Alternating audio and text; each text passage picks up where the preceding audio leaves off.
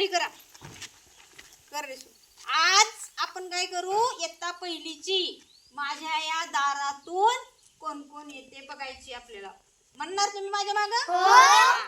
माझ्या या